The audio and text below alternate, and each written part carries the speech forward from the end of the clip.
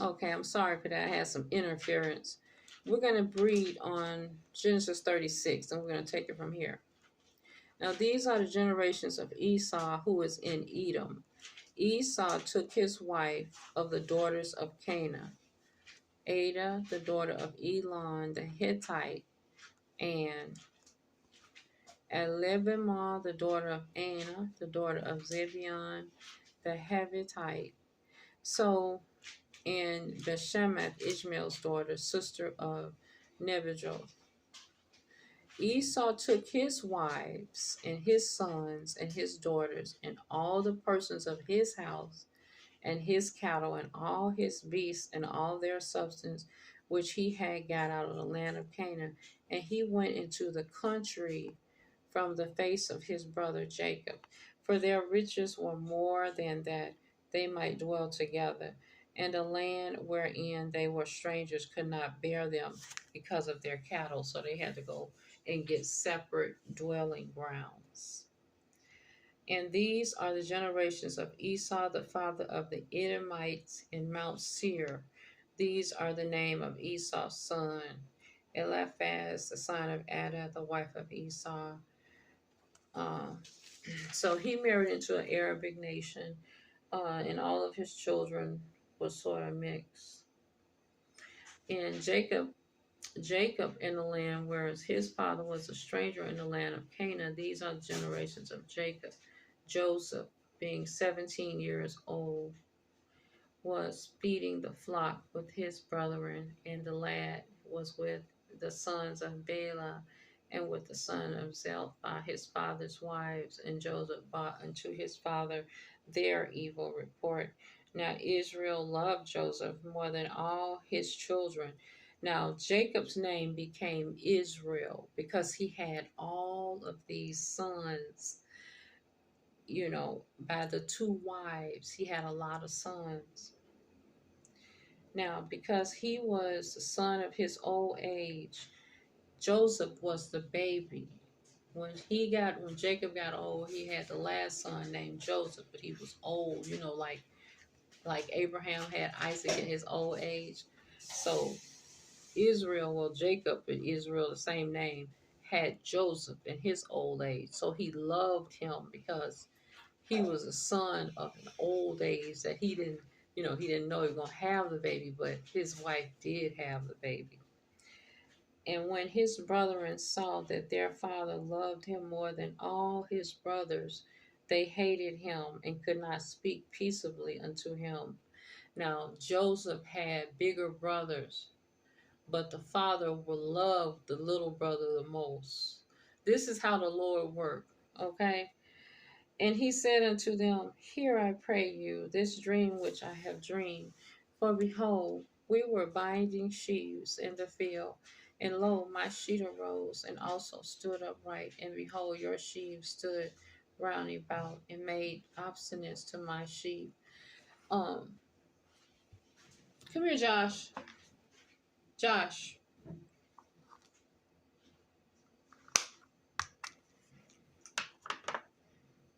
Okay. And his brethren said to him, Shalt thou indeed reign over us, or shalt thou indeed have dominion over us? And they hated him yet more for his dreams and for his words. And he dreamed yet another dream, and told it to his brother, and said, Behold, I have dreamed a dream more. And behold, the sun and the moon and the 11 stars made obstinance to me. They bowed down to him, the sun and the moon. This is what Joseph said. And he told it to his brothers and to his brethren. And his father rebuked him and said unto him, What is this dream that thou hast dreamed? Shall I, thy mother, and thy brethren indeed come to bow down ourselves to thee to the earth? So Joseph was dreaming that he was going to be in charge. He dreamed this as a child. Somebody was going to bow down to him, but in the future, he is going to become in control. And then, as Israel said unto Joseph, Do not thy brethren feed the flock in Shechem? Come, and I will send thee unto them. And he said to him, Here am I. And he said to him, Go, I pray thee, see whether it be well with thy brethren. So he would send Joseph to check on those brothers to see if they were doing their jobs. And a certain man found him, and behold, he was wandering in the field. And the man asked, saying, What seest thou? And he said, I seek my brethren. Tell me, I pray thee, where they feed their flocks. And the man said, They are departed hence, for I heard them say, Let us go to Dothan. And Joseph went after his brethren and found them in Dothan. And when they saw him afar off, even before he came near unto them, they conspired against him to slay him.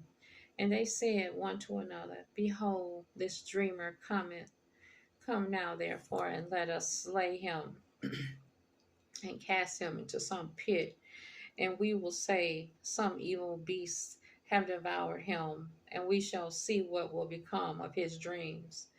And Reuben heard it, and he delivered him out of their hands and said, Let us not kill him. And Reuben said unto them, Shed no blood, but cast him into the pit that is in the wilderness, and lay no hand upon him, that he might rid him out of their hands to deliver him to his father again. Reuben saved the little baby brother. He said, Let's just throw him down in a hole and hide him, and nobody will know he's there. Nobody will find him. And then later we will bring him back and say we found him. That's what Reuben said. And it came to pass when Joseph was come unto the brethren that they stripped Joseph out of his coat. They took his clothes off. His coat of many colors that was on him. His father had made a special coat for him. They took it off of him. And they took him and cast him into a pit, and the pit was empty. There was no water in it. They threw him down in a well. And they sat down to eat bread, and they lifted up their eyes and looked, and behold, a company of Ishmaelites came from Gilead with their camels, bearing spicery and balm and myrrh, and carried it down to Egypt. And Judah said unto his brethren, What profit it is if we slay our brother and conceal his blood? Come, let us sell him to the Ishmaelite, and let not our hand be upon him, for he is our brother and our flesh. And his brethren were content. So they sold him. They sold him as a slave to the Ishmaelite to go work as a slave. They got rid of him. And Joseph to the Ishmaelite for 20 pieces of silver. They gained 20 pieces of silver for him. And they brought Joseph into Egypt. And Reuben returned unto the pit, and behold, Joseph was not in the pit. And he rent his clothes. Now Reuben had left when they did this. They thought that Joseph was going to be down. Reuben thought he going to go back there and get him and take him back. He was gone. He was gone, because Reuben told him to put him in the pit, but he didn't know that he was sold. They sold him and kept the money. They took Joseph's coat and killed a kid of the goat. They killed a small baby goat and dipped the coat in the blood. And they sent the coat of many colors, and they brought it to their father and said, This have we found. Know now whether it be thy son's coat or no. And he knew it, and he said, It is my son's coat, and evil beasts have devoured him. Joseph is without doubt rent in pieces. And Jacob rent his clothes, and put sackcloth upon his loins, and mourned for his son many days. He was upset because he thought his son had been killed by some beast, because they come back with the coat full of blood. And all his sons and all his daughters rose up to comfort him, but he refused to be comforted, and he said, For I will go into my grave unto my son mourning. Thus his father wept for him. And the Midianites sold him into Egypt unto Potiphar, an officer of Pharaoh's and captain of the guard. So Joseph had been sold as a slave because the brothers were jealous of him. Now in verse 38 it says, And it came to pass at that time that Judah went down from his brethren, one of them was named Judah, and turned into a certain Adulamite, whose name was Hera. And Judah saw there a daughter of a certain Canaanite, whose name was Shoan. And he took her and went in unto her. and she conceived and bare a son, and he called his name And she conceived again and bare a son. So this is Judah's nation. Judah took a wife of his firstborn, whose name was Tamar. Now these are the sons of Israel or Jacob. These are no, these are the sons of, hold on, let me see what that. Yeah, these are his son. And Judah said unto Onan, go in unto his brother's wife and marry her and raise up seeds to thy brother. So they kept going on marrying and having children.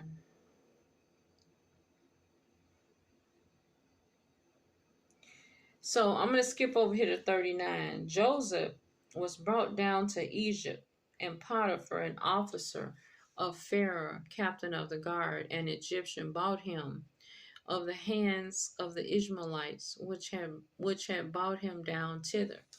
And the Lord was with Joseph, and he was a prosperous man, and he was in the house of his master, the Egyptians. And his master saw the Lord was with him, and that the Lord made all that he did to prosper in his hand. And Joseph found grace in his sight, and he served him that he made him overseer over his house and all that he had put in his hand. You know, Joseph became the person that was overseer of the house. And it came to pass at the time that he had made him overseer in his house over all that he had, the Lord had blessed the Egyptian house for Joseph's sake. And the blessing of the Lord was upon all he had in the house and in the field. And I'm going to tell you what happened. The king's wife started wanting to go to bed with Joseph. And she came, Joseph told her, no, I don't want to do anything with you. And he ran, but she kept his clothes. And when her husband came, she said to the king, you see his clothes? He come in here. He tried to take advantage of me. So Joseph was thrown into jail. That's what's going to happen here. Now, when Joseph got thrown into jail, I know the story, so I'm just kind of skipping ahead. He made some friends in the jail. One was a butler, one was a baker. They were in jail too. So Joseph would have dreams, and he could tell about what was going to happen because God would tell him the explanation in his dreams. So let me see how I can pick this up. Hold on. The king was having some dreams over here in 40, but he didn't know the explanation of the dreams. Come to find out, somebody said, well, there is a man in prison by the name of Joseph that he can tell what happened in your dreams. And so he said, go and get this man out of prison. This is what the king said. Because one of them was released, either the butler or the baker. I think the baker was released, and he had started back baking in the king's house, and then the king was having these dreams, these weird dreams. And he said, well, I know a man that was telling us the explanation of dreams, of our dreams in prison. This is the baker said. So the man's name was Joseph. So when we get over here in 40, it came to pass that after these things, the butler of the king of Egypt and his baker had offended their lord, so they were thrown in jail. And Joseph came in unto them in the morning and looked upon them, and behold, they were sad. And he asked Pharaoh's officers that were with him in the ward of his lords, they were in jail with him, saying, why do you look so sad today? And they said unto him, we have dreamed a dream, and there is no interpretation of it. And Joseph said unto them, do not interpretations belong to God? Tell me them, I pray you. And the chief butler told his dream to Joseph, and Joseph told him what it meant. So I'm going to skip over here to 41. It came to pass at the end of the 2 full years that Pharaoh dreamed, and behold, he stood by the river, And behold, there came up out of the river 7 well-favored kin and fatted flesh, and they fed in the meadow. And behold, 7 other kin came up after them out of the river, ill-favored and lean-fleshed, and stood by the other kin upon the brink of the river. And the ill-favored and lean kind of the lean goats got eaten up by the fatted goats. And he slept and dreamed a second time, and behold, 7 ears of corn came up upon one stalk, rank and good. And behold, 7 thin ears, blasted with east wind, sprung up after them. And the 7 thin eared corns were eaten up by the full eared corns. And it came to pass in the morning that his spirit was troubled. And he sent and called for the magicians of Egypt and all the wise men. He called for everyone to try to interpret his dream because he wanted to know what happened. So Pharaoh was wroth with his servants and put me in ward in the captains of the guard house, both me and the chief baker. And we dreamed a dream in one night. And we dreamed each man according to the interpretation of his dream. And there was there a young man with us, a Hebrew, servant to the captain of the guard. And we told him, he interpreted to us our dream, to each man according to his dream. He did interpret. So it came to pass, just like what he said. Then Pharaoh sent and called Joseph, and they brought him hastily out of the dungeon. And he shaved himself and changed his raiment and came in unto Pharaoh. And Pharaoh said unto Joseph, I have dreamed a dream, and there is none that can interpret it. And I have heard say of thee that thou can understand a dream to interpret it. And Joseph answered Pharaoh, saying, It is not in me. God shall give Pharaoh an answer of peace. And Pharaoh said unto Joseph, In my dream, behold, I stood upon the bank of the river, and behold, there came up out of the river seven kind, fat fleshed, and well favored, goats, and they fed in the meadow. And behold, 7 other came up, ill favored and lean flushed, such as I have never saw in all of the land of Egypt for badness.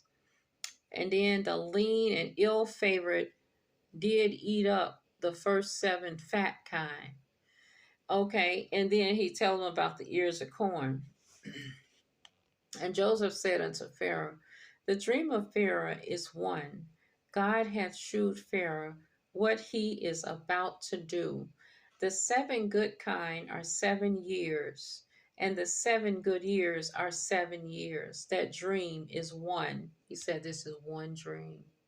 One dream. He had dreamed 2 various things, 7 corns and 7 goats. He said, All this is one dream. This is what he told him.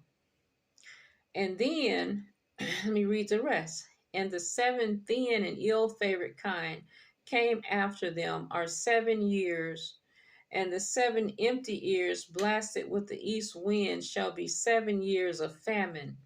This is the thing which I have spoken unto Pharaoh, what God is about to do. He showeth unto Pharaoh, Behold, there come 7 years of great plenty throughout all of your land of Egypt.